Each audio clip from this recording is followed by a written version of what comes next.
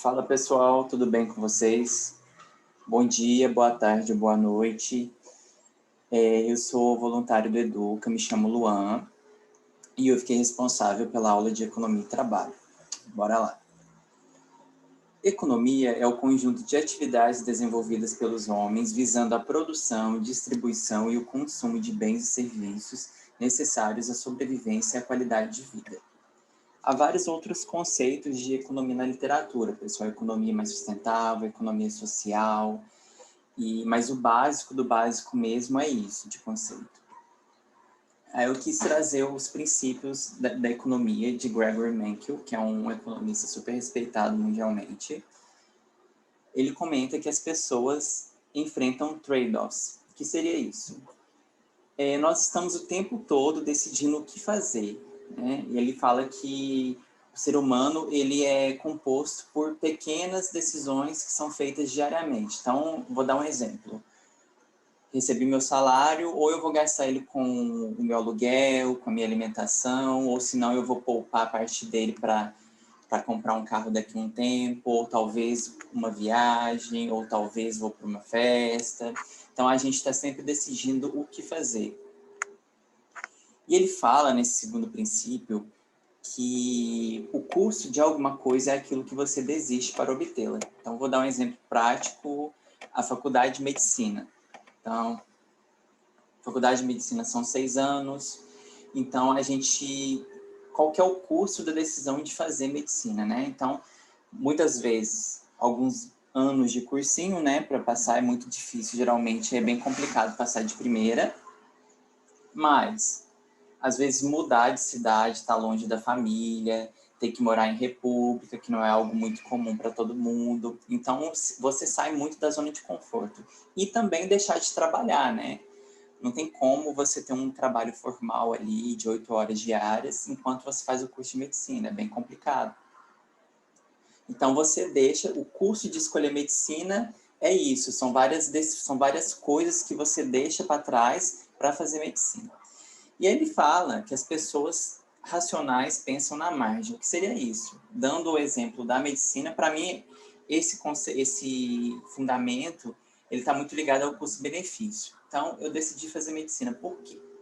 Porque daqui a 6 anos o meu propósito de vida vai ser alcançado, ou porque daqui a 6 anos eu vou receber o meu reconhecimento, né, com um diploma, eu vou ser uma mão de obra super qualificada no mercado, eu vou ter um salário melhor. Então, esse seria o custo-benefício da decisão que eu tive, apesar dos custos que eu tive que abrir mão, né? As pessoas reagem a incentivos. Aqui, um exemplo claríssimo é a Black Friday, né? Você diminui o preço dos produtos, né? E aí, aumenta, né, a demanda, todo mundo vai comprar. E se o preço do produto é muito alto, as pessoas deixam de comprar o produto. O comércio pode ser bom para todos. Aqui está muito ligado à especialização do mercado, e quanto mais especialista o mercado ele diz que maior é a colaboração entre os próprios concorrentes. Os mercados são geralmente uma boa maneira de organizar a atividade econômica. Esse princípio está bem ligado à mão invisível de Adam Smith, o filósofo, que defende aí a regulação da economia pelos mercados, né? Sem intervenção estatal. Já esse princípio fala justamente da intervenção estatal. Ele defende que essa intervenção, às vezes, ela é necessária. E aí, o exemplo prático, bem atual disso, é o auxílio emergencial. A gente entrou numa pandemia, quarentena, todo mundo em casa, a taxa de desemprego aumentou muito no início, a informalidade também. Então, todo mundo em casa, sem consumir, a economia não girava muito, né? Não tinha tanto dinheiro girando no mercado. Auxílio emergencial. Com auxílio emergencial, você retomou aí um pouco da movimentação econômica no mercado e aí a inflação diminui, né? Apesar de algumas semanas aí ter aumentado muito o pacote de arroz, alguns elementos bem básicos, né, da nossa alimentação aumentou muito. Mas se não tivesse o auxílio emergencial, seria muito pior, pode ter certeza. O padrão de vida de um país depende de sua capacidade de produzir bens e serviços. Aqui está muito ligado ao investimento de determinado país em educação e ciência e tecnologia, basicamente. Quanto mais você investe em educação e ciência e tecnologia, maior é a produtividade aí dos bens e serviços. Logicamente, tendo ferramentas adequadas para poder colocar na prática, né, tanto a educação quanto a ciência e tecnologia. Os preços sobem quando o governo emite moeda demais. Aqui eu vou dar um exemplo prático. Vamos supor, o senhorzinho lá tem uma banca de maçã. Ele tem 10 maçãs para vender e chega a 15 pessoas querendo maçã. Ou seja, 5 pessoas vai ficar sem maçã. E aí, só que essas 5 pessoas que iam ficar sem maçã, chega nele e fala, ó, eu pago mais. Se a maçã é R$2, eu pago 5. E aí aumenta o preço. O dono da banca, logicamente, vai aceitar isso, né? Vender um pouco mais caro, o lucro dele vai aumentar. Ou seja, quando o governo emite moeda demais, circula muito mais economia. Se circula muito mais economia, aumenta muito o poder de consumo da população. Se aumenta muito o poder de consumo, aumenta a demanda. Se a oferta se mantém, os preços sobem. Aí a inflação. Aqui já é uma relação do trade-off entre inflação e desemprego, que está um pouco ligado ao princípio anterior. O que ele defende, né? Lembrando que é a curto prazo, pessoal. Quando o desemprego, a taxa de desemprego diminui, cai muito, as pessoas aumentam o poder de compra. Então, as pessoas compram mais. Tem mais pessoas comprando no mercado. Se tem mais pessoas comprando no mercado e a oferta não dá conta de suprir essa necessidade, os preços sobem, inflação. Bem ligado ao princípio anterior, só que já aplicado à questão do desemprego. Algumas transformações ao longo da história que mudou muito a dinâmica socioeconômica da época e nunca mais foi a mesma, né? Mais uma vez, eu lançando mão da história, porque eu acredito muito no entendimento do passado para explicar boa parte do que a gente vive atualmente. Bom, a primeira grande transformação foram as revoluções agrícolas, né? A gente tem uma lá no Neolítico, há cerca de 12 mil anos atrás, que o pré-histórico ele passou a ter o domínio do fogo e técnicas de produção de alimentos, né?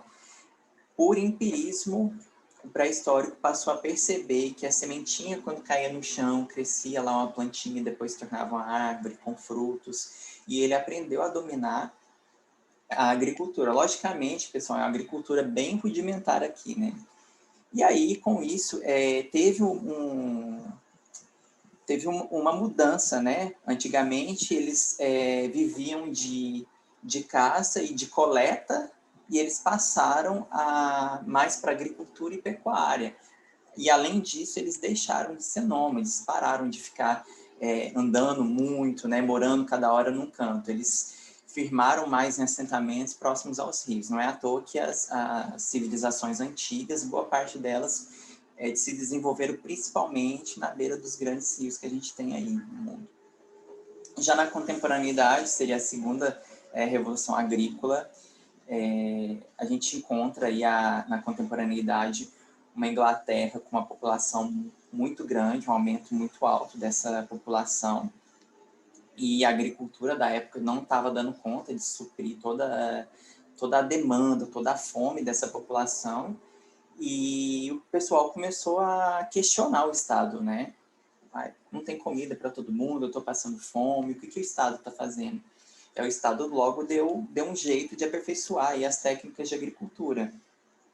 O governo fez, né? Lógico que teve uma certa pesquisa na época, que não é a mesma pesquisa que se tem hoje, né? Hoje a gente tem muito mais tecnologias, mas teve a pesquisa e eles perceberam que quando se pratica muito a monocultura, o solo ele empobrece, porque o alimento, se você está ali com a mesma cultura, supor, só soja, essa soja, ela tira geralmente os mesmos nutrientes do solo, e com o tempo esse solo degrada. E aí, eles passaram a perceber essa questão da degradação do solo e migraram mais para a policultura e para o rodízio de culturas, né? Que é o quê? É você plantar a cada época do ano, cada ano, um tipo de cultura diferente que vai exercer um suprimento ali de nutrientes do solo diferente, né? E aí, nessa época também, a gente tem a lei de cercamentos, que foi uma lei que deu poder aos grandes agricultores da época, né? E eles poderiam expulsar os camponeses que viviam perto da terra deles, né? Que tinham propriedades menores. E qual que era o objetivo? O objetivo era, de certa forma, aumentar a produtividade, porque se esses grandes agricultores tinham terras maiores e mais espaço para poder cultivar, e aumentar muito a produtividade agrícola. E também isso acabou propiciando o latifúndio, né? Isso concentrou o poder lá, a agricultura, na mão de pouquíssimas pessoas na época. Já a segunda grande transformação, a gente tem a Revolução Industrial, é muito óbvio, e as principais tecnologias da Revolução Industrial foram as máquinas a vapor e as estradas de ferro, as máquinas a vapor principalmente para a indústria têxtil e as estradas de ferro aí para o transporte dessa lã, principalmente, né? E a gente tem a consolidação do capitalismo na Revolução Industrial, né? É muito óbvio, a gente começou a focar muita indústria, muita fábrica na Europa praticamente toda, e depois nos Estados Unidos, e teve um desenvolvimento muito rápido, né, dessas indústrias. A gente passou a ter um trabalho cada vez mais fragmentado, né? A gente passou da manufatura para a maquinofatura, uma alienação muito maior do trabalhador, né? Porque antigamente ele tinha uma noção do que ele estava fazendo, ele fazia o produto todo, e pós-revolução industrial ele fazia uma parte do produto que na maioria das vezes ele não sabia qual que era o produto final, né? E ficou muito claro, a partir da Revolução Industrial, a questão da luta de classes, né? A questão do dono de bens e serviços e do empregado. Aí a gente tem também o desenvolvimento do setor de serviços. Com a Revolução Industrial, a gente tem a entrada da mulher no mercado de trabalho e, igual eu comentei, boa parte dos camponeses lá da época da lei de cercamentos que tiveram que ir para cidades, foram esses camponeses que comporam boa parte da mão de obra dessas fábricas, que eles foram para as grandes cidades tentar oportunidades melhores e acabaram aceitando, né, trabalhar nessas fábricas. E aí mudou muito a dinâmica socioeconômica nas cidades. As pessoas já não têm mais aquele cuidado, né, de ter uma planta, de ter lá aquela agricultura familiar em casa para poder colher e fazer a comida. Não existia mais essa vida, digamos assim, mais caseira. E aí teve o desenvolvimento do setor de serviços, que aí a gente tem o aumento aí de farmácias, o aumento de supermercados, o aumento de logística, da questão de logística, que hoje em dia tá bombando também, né? E agora, bem mais atual, né, chamada quarta revolução industrial, ela é proveniente principalmente da globalização, que a gente passou a ter uma interdependência econômica muito grande entre os países no mundo, né? O que estou querendo dizer? O que acontece hoje em dia na China afeta o mundo inteiro, nos Estados Unidos também. Basicamente, o que acontece nas grandes potências econômicas hoje afeta praticamente toda a dinâmica da economia mundial. Um pouquinho ali concomitante ou um pouquinho depois da globalização, a gente tem o nascimento do computador. O computador, o surgimento dele foi mais para armazenamento de dados e para fazer cálculos, né, cálculos um pouco mais complexos. E hoje em dia ele tem capacidade absurda que tem, né? E depois, um pouquinho do computador, a gente já tem a internet, né? Com a internet já o avanço da tecnologia de informação e, mais atual, já no século XXI, a automação e robótica, que é a promessa para os dias de hoje e para um futuro bem próximo, curto prazo. Algumas tecnologias dessa Revolução 4.0, internet das coisas, que nada mais é do que uma interface entre um sistema e um equipamento. Vou dar um exemplo, por exemplo, foi ótimo, mas eu vou dar um exemplo de uma casa. Vamos supor que eu tenho internet das coisas na minha casa e que eu tô saindo sexta-feira do trabalho, tô indo para casa, bem cansado. Aí, antes de sair do trabalho, eu conecto ali pelo meu celular, faço a interface com a minha casa, entro no sistema da minha casa e já ativo a banheira para encher até tal altura, tantos graus. Dali meia hora eu chego em casa, a banheira está cheia para mim, é só entrar, tomar o banho de boa. Isso é a internet das coisas, que aplicada a indústrias, nós temos aí a interface, né? O empresário ele consegue ali na ponta do dedo conseguir controlar algumas atividades dentro da sua indústria. Big Data, que seria armazenamento de dados muito pesados ou de muitos dados, né? E também o tratamento. Hoje em dia existe essa tecnologia de não só armazenar o dado, mas fazer o tratamento, interpretar esses dados e gerar relatórios. A inteligência artificial, que seria a não intervenção humana, o sistema ele faz tudo praticamente sozinho. Lógico que temos um humano por trás disso, né? O humano que programou toda essa inteligência antes dela começar a atuar. Mas essa inteligência artificial, ela faz tudo praticamente sozinha, sem nenhuma intervenção humana. Computação em nuvem, que você consegue acessar dados ali em qualquer lugar.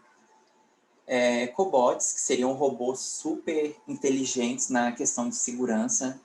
Hoje em dia, principalmente as fábricas de carro, a gente tem esses cobots que são robôs que eles trabalham do lado de seres humanos, né? E nós, seres humanos, perto de máquinas, nós somos muito frágeis.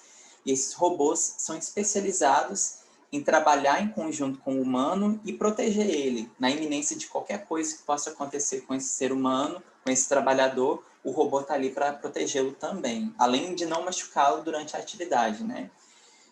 Digital Twin, que seria, eu acho essa bem fantástica, ela é uma tecnologia que ela automatiza as manutenções. Então, pegando um exemplo prático de um alto-forno que produz aço. O alto-forno, pessoal, ele chega a altíssimas temperaturas. Então, quando você para a produção desse alto-forno, ele tem que abaixar a temperatura de pouco em pouco, demora alguns dias para baixar a temperatura, para alguém poder entrar dentro desse alto-forno, fazer a manutenção, olhar o que está acontecendo. Então, o que essa tecnologia faz? Através dos sensores, ela já prevê, olha, o parafuso tal está um pouco solto, precisa de mais combustível, deu uma enferrujada ali naquela parte do alto forno, a gente vai precisar, muito possivelmente, de uma manutenção daqui a um tempo se a gente não fizer nada. Então, a utilização da tecnologia para fazer a manutenção em locais inóspitos ou em indústrias que você parar a produção ali, você gera um prejuízo absurdo, né, de milhões de reais. Manufatura aditiva, que é impressão 3D, né? Impressão de casas 3D, que hoje em dia a gente tem já também.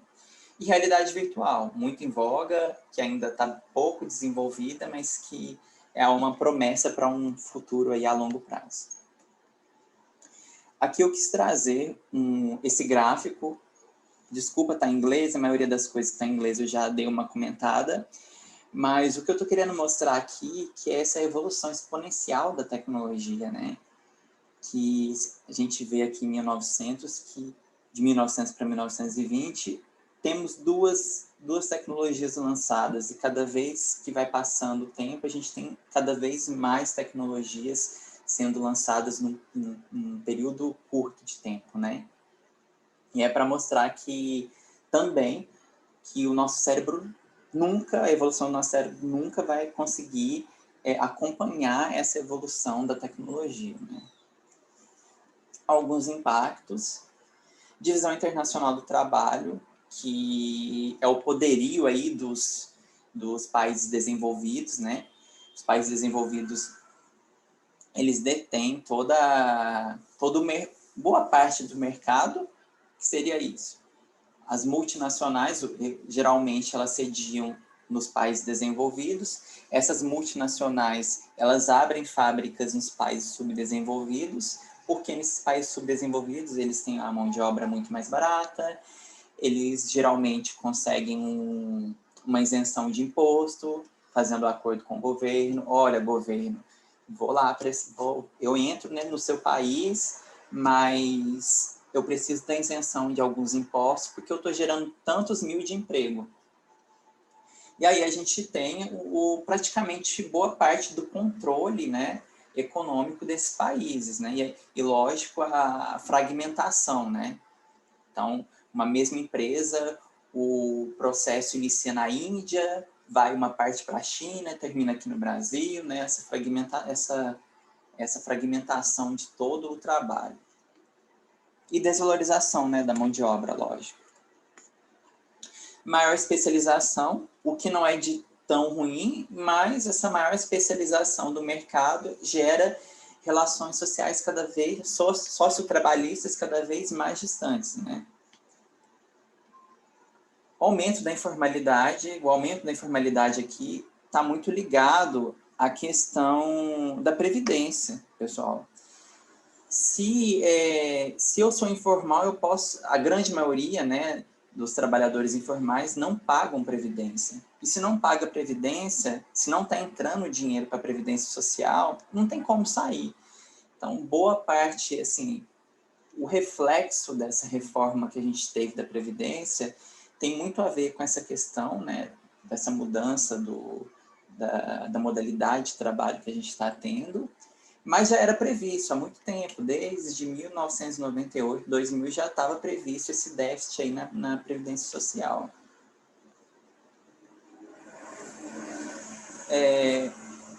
O aumento do desemprego, lógico, né, está muito ligado essas tecnologias, né, os robôs, a inteligência artificial, ela está fazendo o papel que a máquina a vapor e as estradas de ferro fizeram lá na Revolução Industrial.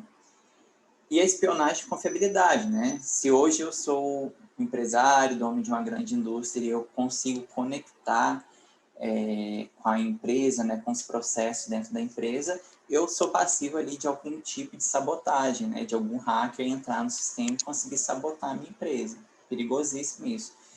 E a questão de confiabilidade, talvez a questão de fake news, a questão de, no meio de tanta informação, a gente conseguir encontrar informação confiável, que realmente vale a pena ler, que vale a pena perder um pouco do seu tempo para melhorar, né, a questão do conhecimento na área. Então, na grande maioria, eu vejo, para o nosso país, eu vejo que não está preparado, né, para o nosso país que ainda vive principalmente de agricultura, né, de commodities, eu acredito que não estamos preparados para receber essa tecnologia toda.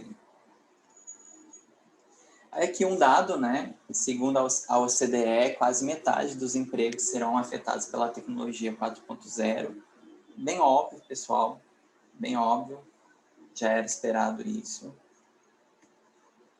Aí eu quis trazer também as habilidades do futuro, né? Se a gente está mudando muito toda essa dinâmica da questão do mercado de trabalho, da economia, como que as indústrias funcionam, obviamente a gente vai ter habilidades do profissional do futuro diferentes das que a gente está tendo atualmente, ou há pouco tempo atrás, né? Aqui a questão do senso crítico e da capacidade de desenvolver atividades complexas. Senso crítico, igual eu comentei anteriormente, pessoal, é a questão de você se deparar com uma notícia, se deparar com qualquer tipo de informação e você não receber essa informação de forma passiva. Não, ok, é verdade, pronto. Mas sim você questionar, falar, mas e aí? Mas por que aconteceu isso? Da onde que veio, né? Tá sempre questionando. Criatividade, que está bem em voga desde a década de 2000, né? A gente tem a criatividade aí bem alta.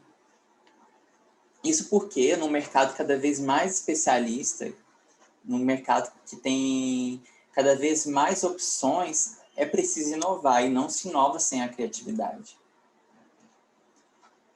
Inteligência emocional, essa eu acho uma das realmente bem forte.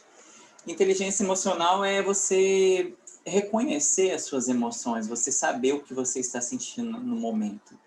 E você saber também administrar essas emoções que você está sentindo, você não agir ali de forma precipitada.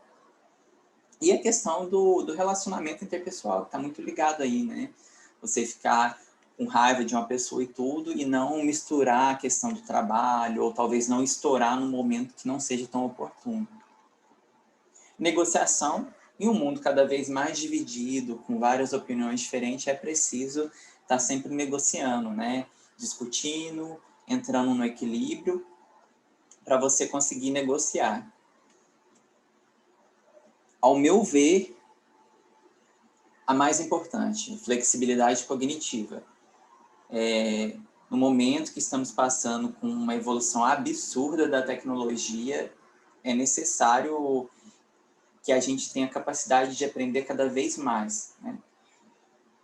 O que eu aprendo hoje, talvez daqui a um mês já não está valendo muita coisa. Ou talvez essa informação já foi atualizada. Então, seja qualquer área que você for seguir, já tenha em mente que até mesmo antes de você formar, você tem que estar por dentro ali de artigos científicos, das informações do mercado de trabalho na sua área, o que está acontecendo. Porque as coisas estão mudando cada vez mais rápido, a ciência está evoluindo cada vez mais rápida também, né?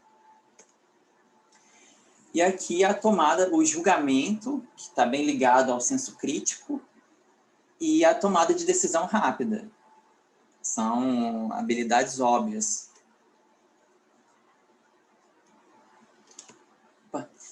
Tem esse livro, Os Humanos Subestimados, do Geoff Colvin.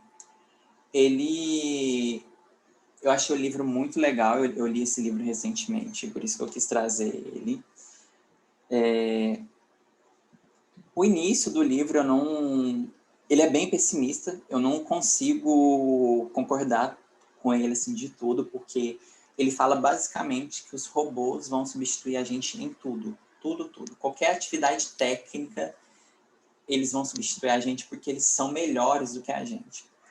E aí, só que ele vem com uma habilidade que ele acredita ser a mais importante de todas do futuro, que é a empatia. E ele fala que a gente não vai conseguir competir com os robôs e por isso a gente vai ter que meio que retornar na nossa essência mais humana possível, que para ele é a empatia. É o trechinho que eu vou dar uma lida. Nós, seres humanos, interagimos frente a frente desde muito antes do desenvolvimento da linguagem e hoje, mesmo quando falamos, não é o que dizemos que tem mais importância.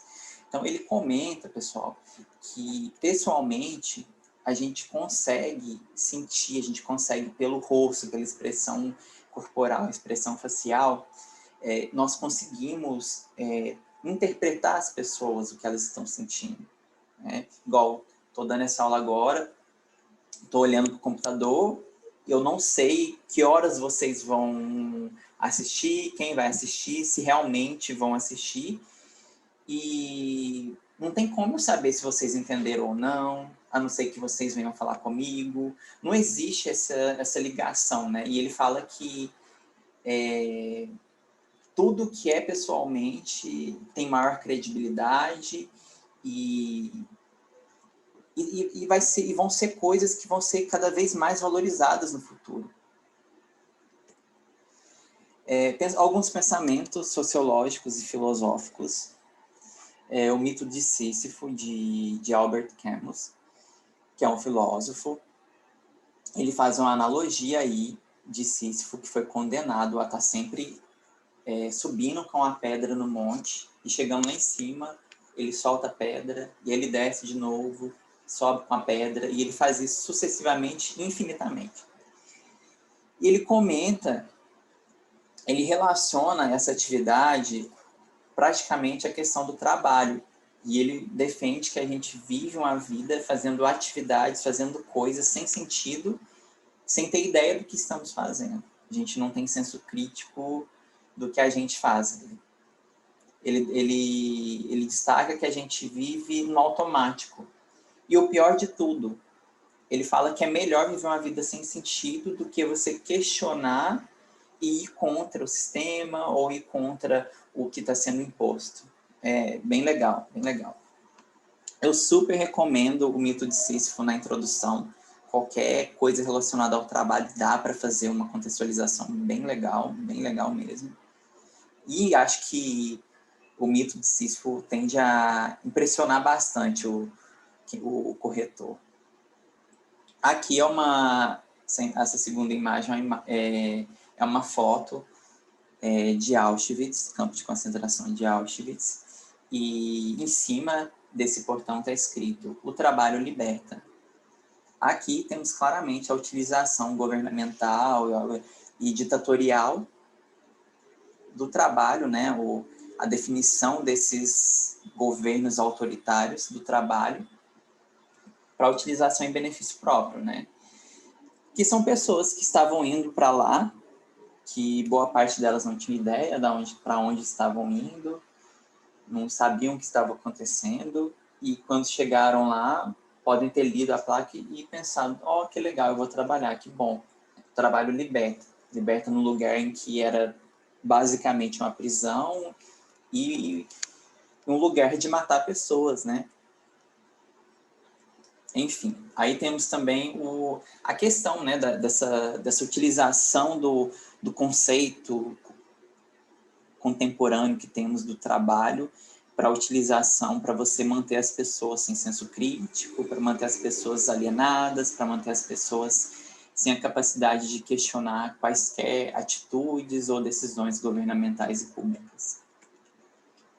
Bauman não pode faltar.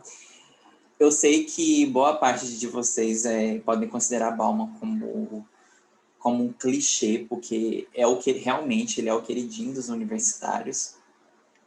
Mas, pessoal, eu acho ele muito coerente nas ideias dele.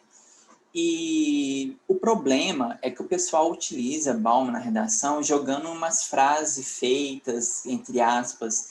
Quando for citar Bauman, ou quando for argumentar utilizando Bauman, tenta escrever com as suas palavras, porque dá a impressão que você é mais sabido. Quem sabe, assim, que você já até leu algum livro dele, tudo. Tenta escrever com as próprias palavras. Tudo que você escreve com as próprias palavras, principalmente no D1 e no D2, traz mais credibilidade para quem está corrigindo.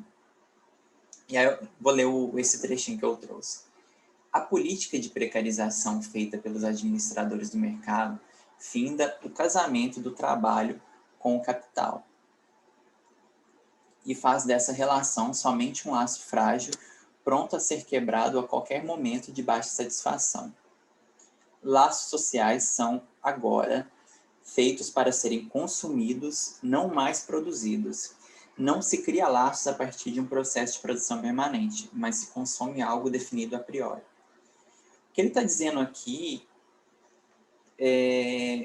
traduz o que a gente está vivendo atualmente. Aqui, principalmente a questão dos entregadores do iFood, os entregadores de aplicativos que a gente tem atualmente, né?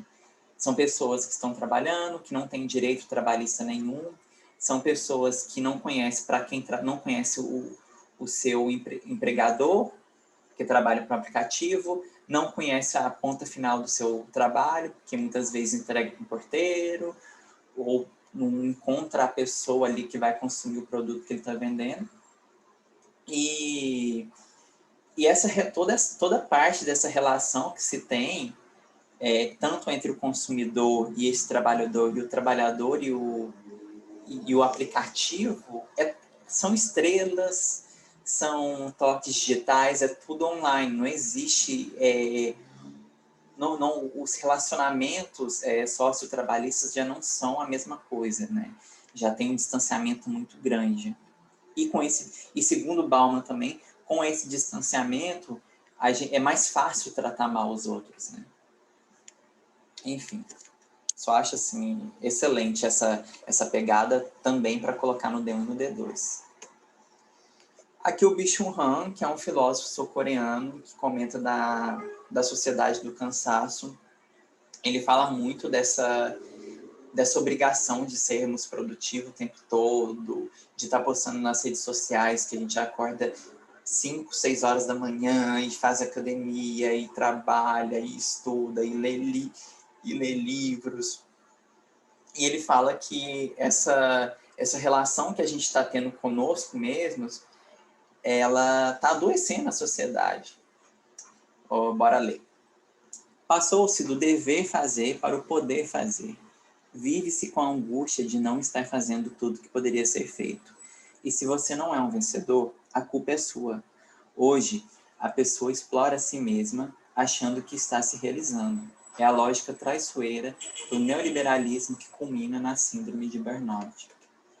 Então, trazendo dados da Organização Mundial de Saúde, né, da OMS, o Brasil, alguns dados do Brasil. O Brasil é o segundo país em burnout, o primeiro em ansiedade e o quinto em depressão.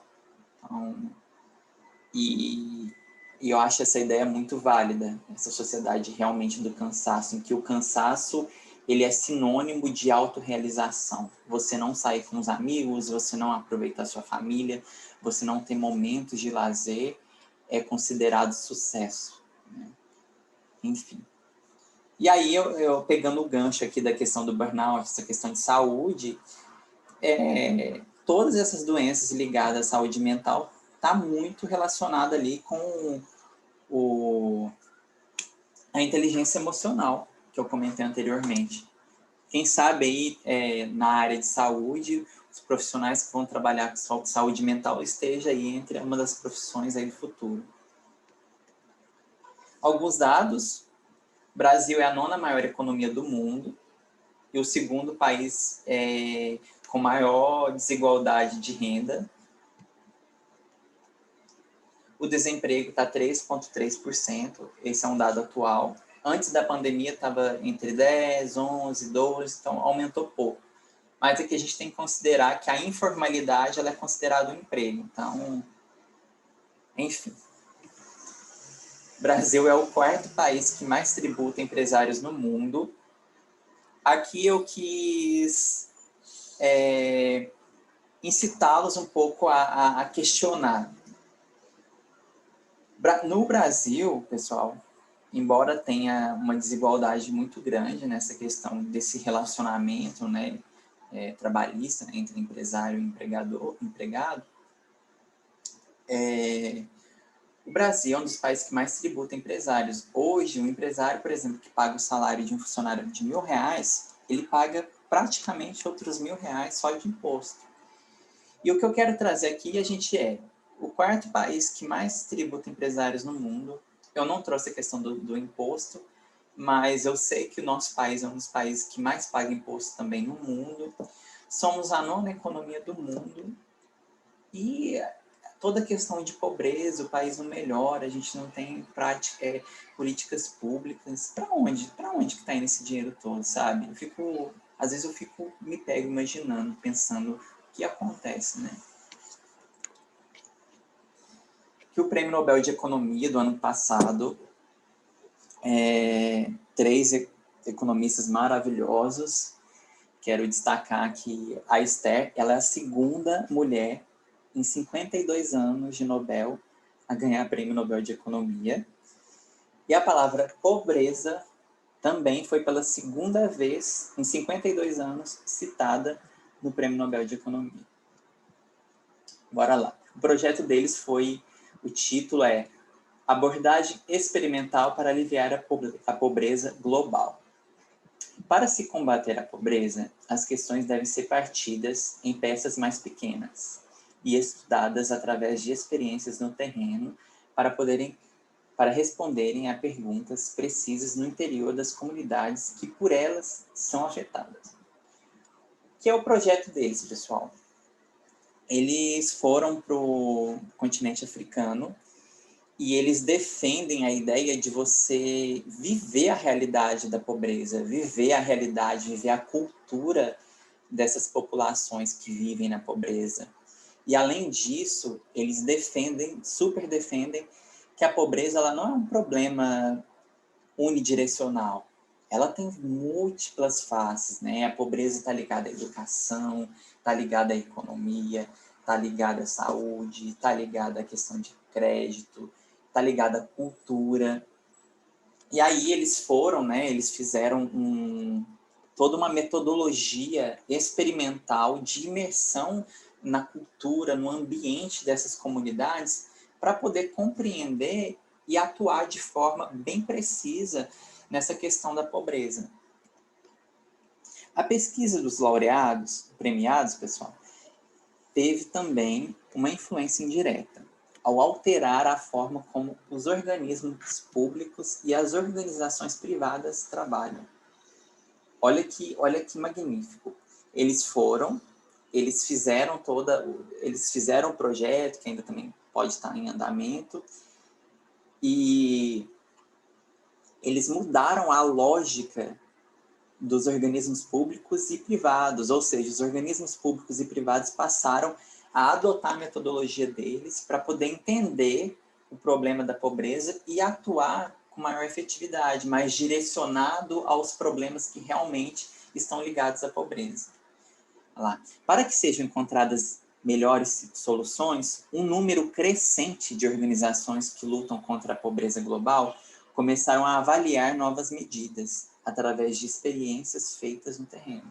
Então, aqui, quando eu li sobre eles, porque eu quis trazer algo bem assim, um pouco mais atual e também de credibilidade, acho que o Nobel ele, assim, tem uma credibilidade alta para a pessoa ou para o projeto ser premiado no Nobel, acho que tem que ser muito competente, tem que ser algo muito massa, muito legal.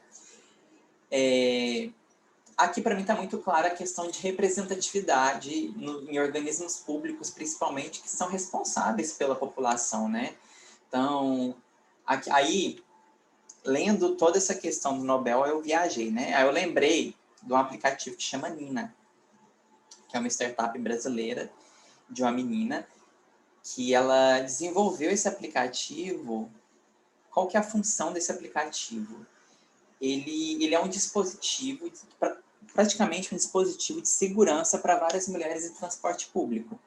Você que é mulher, você pode utilizar o Nina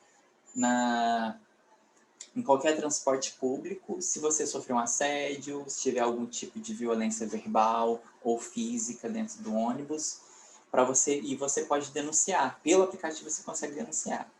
E aí, eu estava assistindo a uma entrevista entre a idealizadora do projeto e uma professora, e quando a professora questionou ela, né, se tinha alguma ajuda de algum governo, prefeitura, alguma ajuda pública, né, para o aplicativo, porque, de fato, essa questão de assédio e violência às mulheres dentro dos transportes públicos é uma questão pública, é uma problemática pública, né?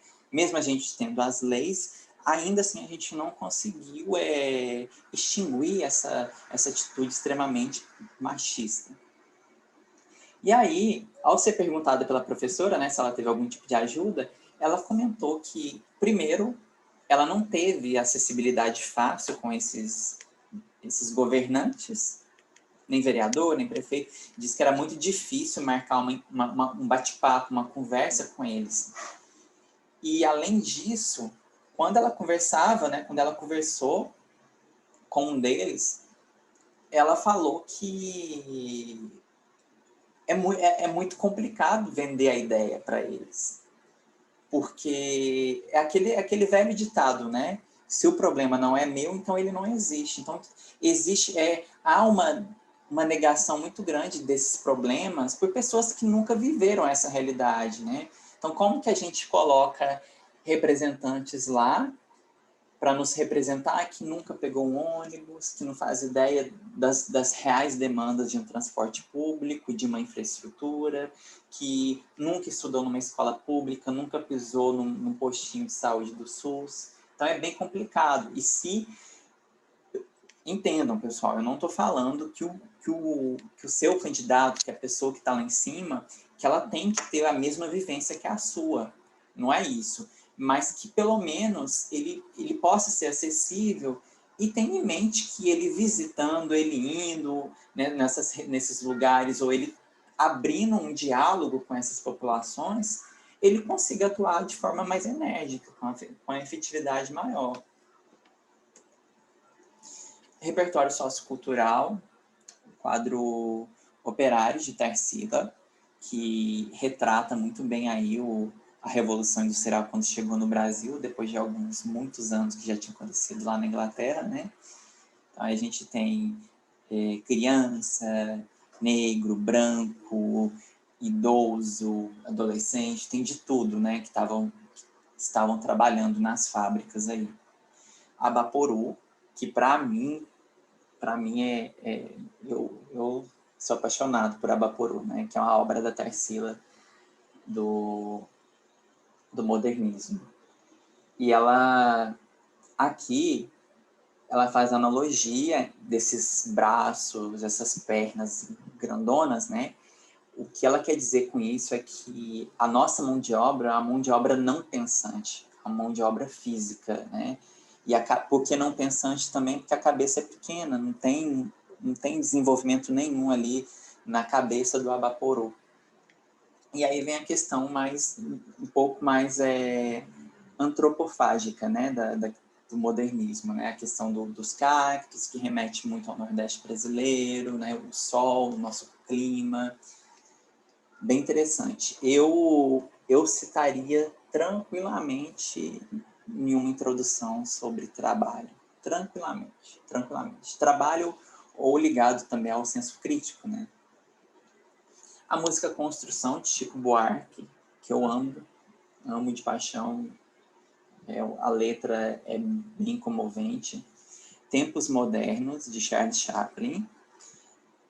Estou Me Guardando para Quando o Carnaval Chegar, que é um documentário no Netflix que mostra praticamente a escravidão de uma população no interior de Pernambuco, e eles jurando que eles são livres, que eles são donos do negócio deles, eles trabalham de 8 da manhã às 9, 10 da noite e acham que eles são donos do trabalho deles. E quando chega o carnaval, vocês assistam, senão eu vou dar spoiler aqui. Free Economics, que é um livro, eu achei muito interessante, eu li ele já tem bastante tempo. Ele basicamente relaciona a nossa vida cotidiana à economia. O autor, ele defende a ideia de que tudo que a gente vive está ligado à economia. E ele faz várias correlações bem interessantes. É bem legal. Bom, pessoal, é isso. Chegamos ao fim dessa aula. Espero que gostem. Qualquer dúvida, estou lá no grupo. Tem meu e-mail no material que eu mandei lá no grupo também. Estou super à disposição. Um abraço.